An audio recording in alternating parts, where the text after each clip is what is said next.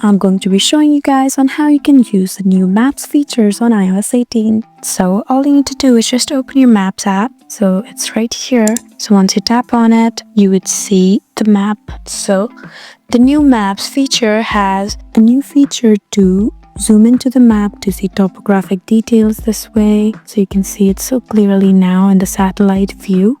And you can also touch and hold a location until a pin appears like this. So you can see the pin, now you can see the address, and you can see the coordinates.